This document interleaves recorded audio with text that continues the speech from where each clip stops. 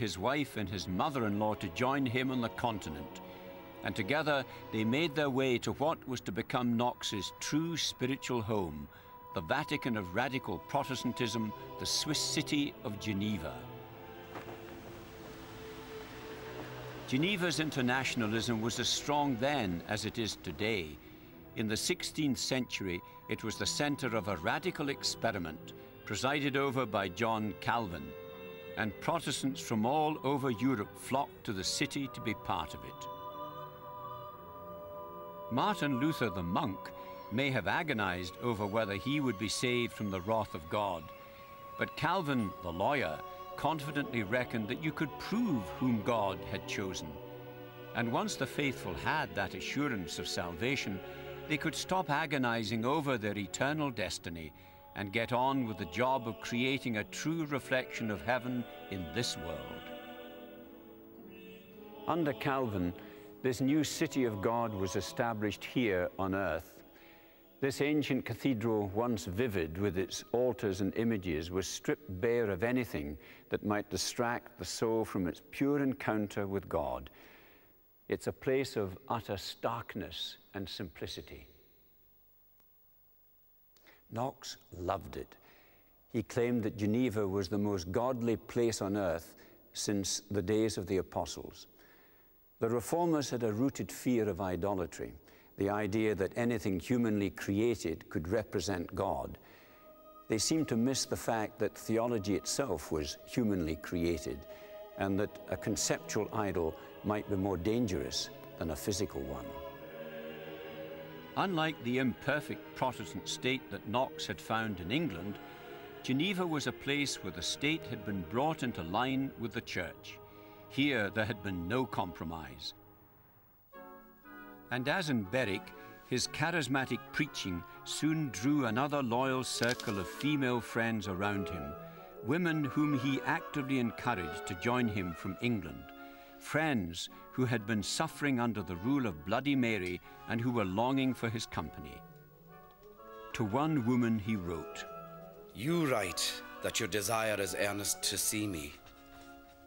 Dear sister, if I could express the thirst and languor I have had for your presence, I should appear to pass measure. Yea, I weep and rejoice in remembrance of you, but that would vanish by the comfort of your presence, which I assure you is so dear to me that if the charge of this little flock did not impede me, I should be with you before this letter could reach you." The period he stays in Geneva is the happiest time of his life. As the eyes of servants look unto the hand of their masters. He's married, his 2 sons are born. He also is in the comfort of a congregation who is entirely committed to the cause in his view.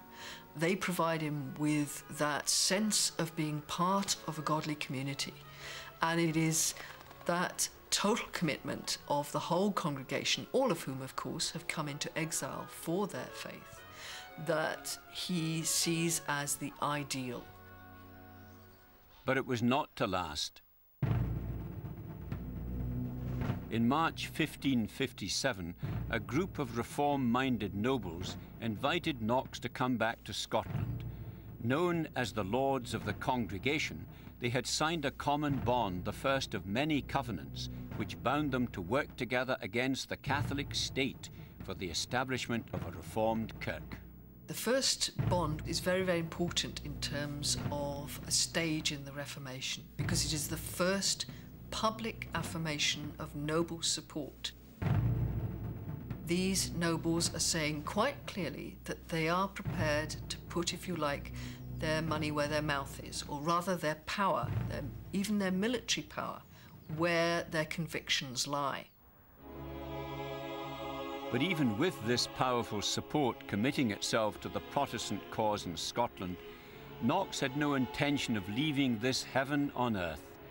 It took Calvin to remind him that he'd come to Geneva in the first place to observe this great Protestant experiment and to export it to Scotland. Knox stayed around for another 6 months until Calvin finally booted him out. Reluctantly, he left his beloved Geneva, What he didn't know was that he was walking into history. The journey back was not to be easy. By the time he'd reached Dieppe, Knox received word again.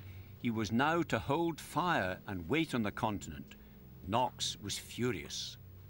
To some, it may appear a small matter that I have abandoned my public office, leaving my poor family destitute and my beloved flock to the charge of another. But to me, it is no small matter!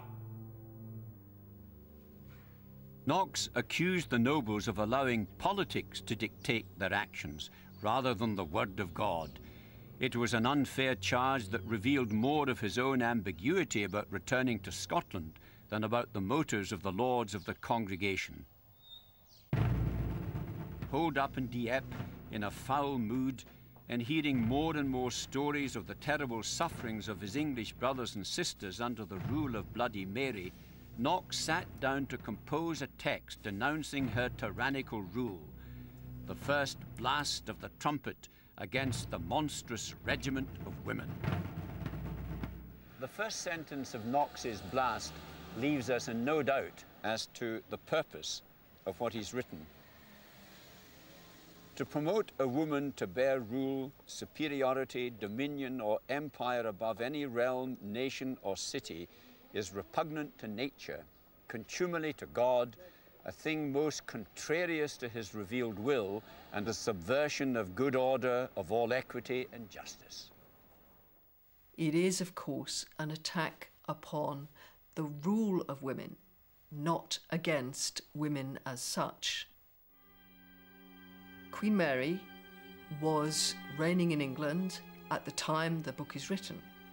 Mary dies in November and is succeeded by her half-sister, Queen Elizabeth I of England, the great hope for the English Protestants, the great hope of Knox himself.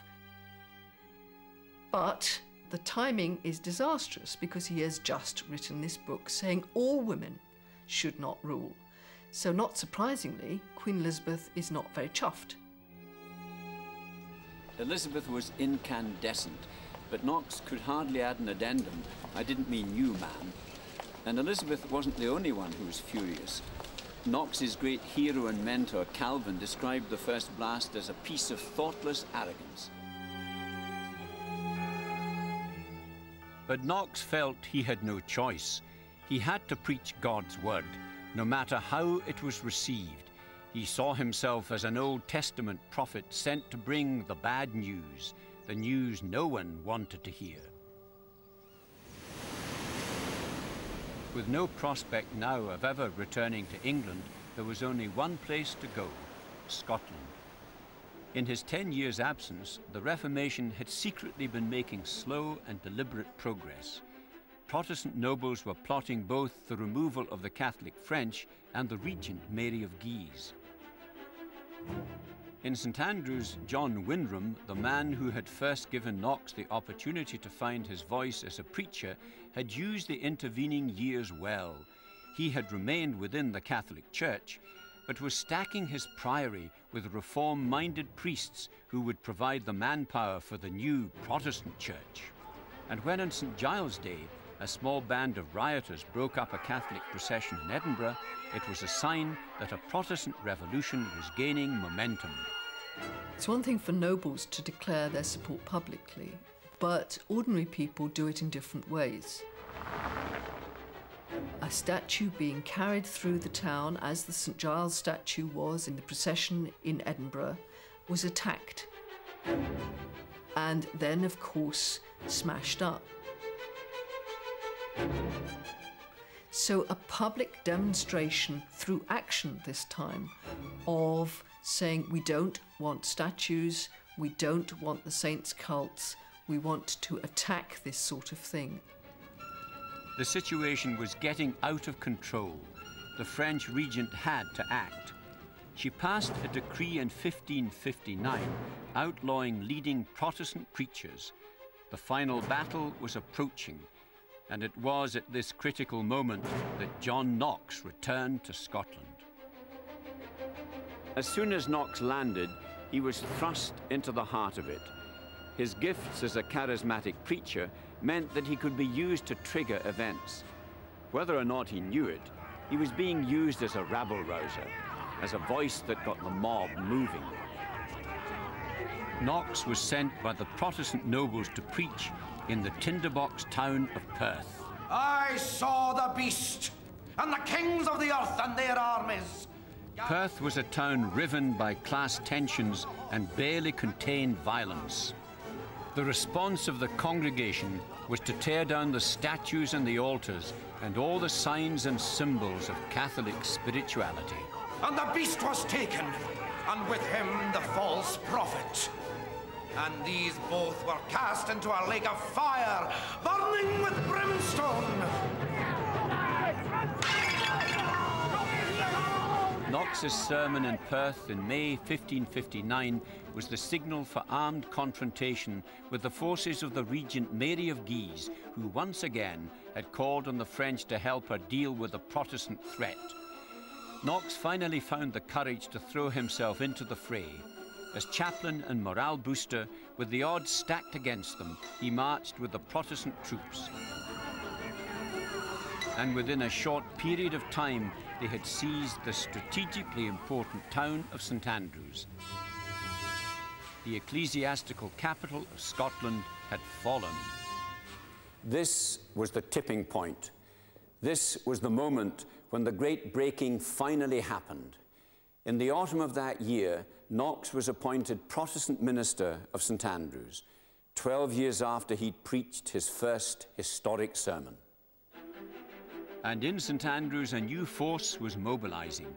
The reform-minded priests whom John Windham had attracted to his priory were now ready to go out into the parishes and take their places as the first generation of Protestant ministers.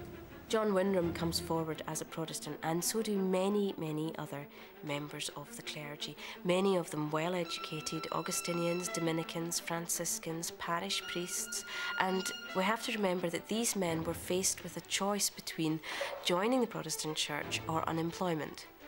And so many of them were able to see a place for themselves within Protestantism.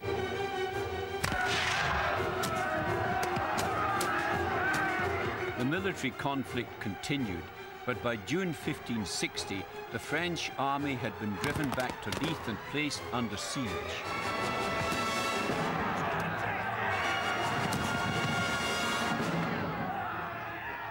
And then, quite unexpectedly, it was all over.